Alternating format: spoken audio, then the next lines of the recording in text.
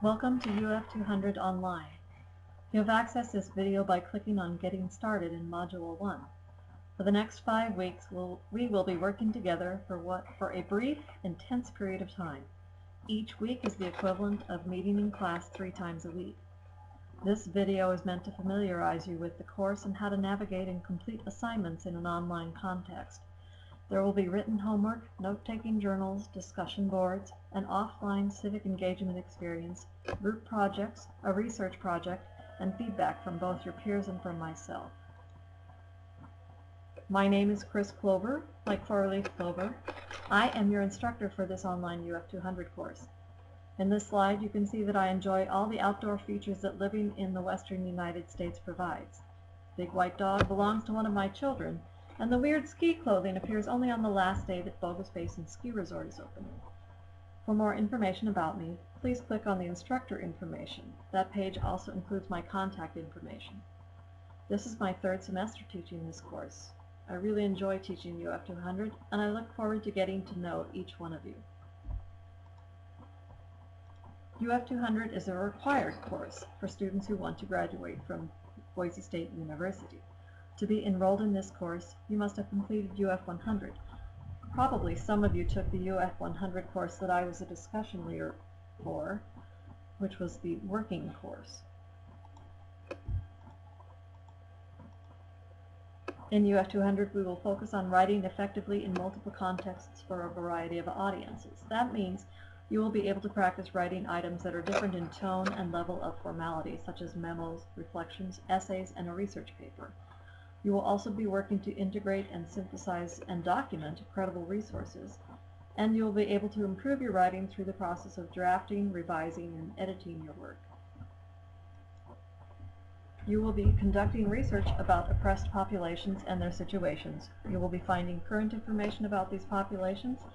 You will be able to name and describe their stakeholders and the stakeholders' perspectives. During this class, you will learn to analyze ethical issues related to the oppressed populations that we study. You will practice analyzing ethical issues in your personal, professional, and your civic life through a variety of ethical frameworks. You will be able to distinguish the facts of a case from the actual ethical dilemma using at least 2 ethical frameworks, and you should be able to state the potential objections to your own reasoning by looking at the perspectives of different stakeholders in any given ethical dilemma. Along with ethics, we will be studying diversity and internationalization by researching and discussing diverse oppressed populations in both your home country and across the world. Additionally, you are required to complete a 2 to 3 hour civic engagement experience in your community as a means of understanding how you can impact with liberty and justice for all in your own community. It is the objective of this course to help you become aware of your own cultural identity and how it impacts your perspective, to be able to identify unique cultural perspectives other than your own, to be able to analyze and identify ethical issues and use ethical reasoning through specific ethical frameworks, to make decisions, and to write in different contexts using the appropriate voice. It is very important for you to read the syllabus for this course. To find this, click on Syllabus under Course Information. There will be a quiz about the syllabus. If you have any questions about the syllabus, please post them in the seminar questions, which you will find under the discussion boards. Navigating through this course may sometimes prove challenging. If you have questions about this, please enter them in the course question board.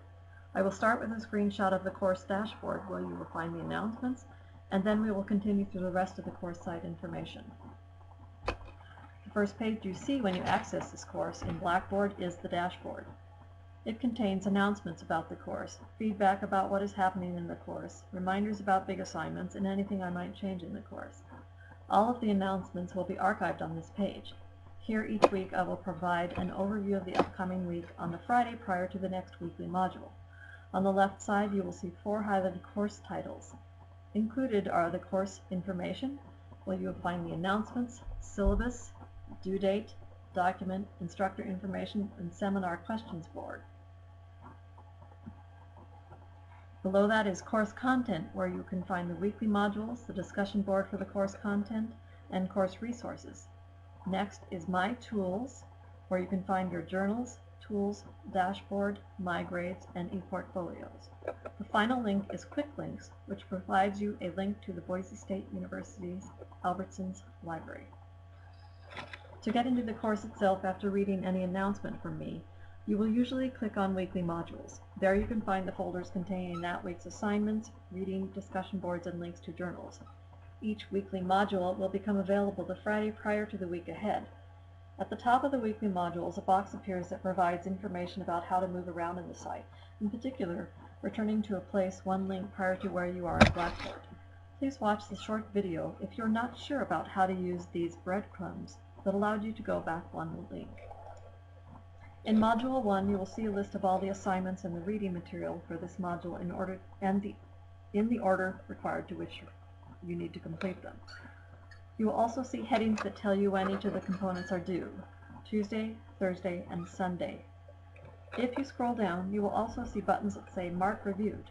From this view in Blackboard, clicking on these buttons after you complete a component will change it to read Reviewed and help you mark your place in the list of components for each weekly module. You can also enter each component from this list.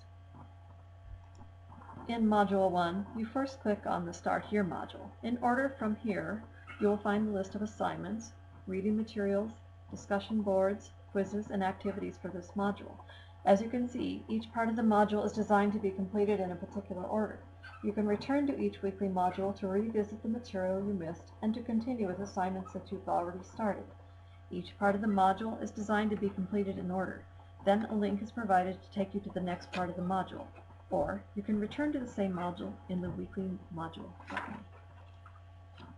If you click on the first component of each weekly module, you will first see an overview of that module. This will include the objectives of this module, the learning activities, and a table listing all the components you will be completing for this module. For more information about due dates, see the due date document in the course information section. At the bottom of each component part of a module, you will find a link to the next component of that module, leading eventually to the end of the module.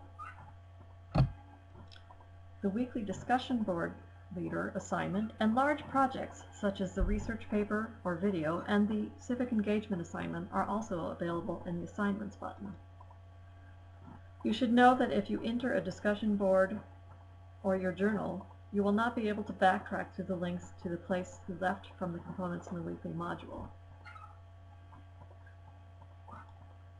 You will need to start again from the Weekly Modules button, then click on the weeks you require, then locate the last place you were in that module to return from where you were prior to entering the discussion or journal board.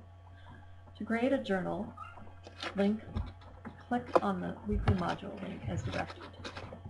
You can open a journal by clicking on the arrow next to the journal name.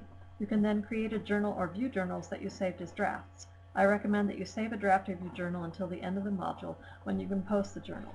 Journals are private and only viewable by myself, your instructor, or you. Once inside a journal, name it according to the directions, then type in or copy and paste your journal information here. I suggest you create a Word document as you go, then copy and paste the parts you want to share with me into your journal. Throughout the weekly modules, there will be links to discussion boards associated with that week's module. Follow the instructions in the weekly module component, then click on the link to that particular board from the module. When you click on a link to a discussion board from the weekly module, you will see an entry to the discussion board that is required for that weekly module. Clicking on the discussion board button will also give you access to all open discussion boards. Discussion boards are where you will share things with the entire class. This information is public to the class, and you will be expected to read the other discussion board entries and reply to a specified number of them. There will also be sets of discussion board groups where a set number of students will be using each of the discussion boards separately as a group during the weekly module. In the discussion boards, click on Create Thread to add your required discussion board content. Be sure to name your thread, and when you are done, click on Submit to post your content.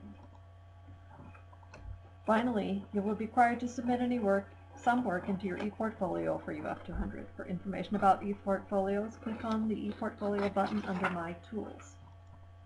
Clicking on My Grades will take you to the grades you received from me for each portion of the weekly modules as well as the assignments.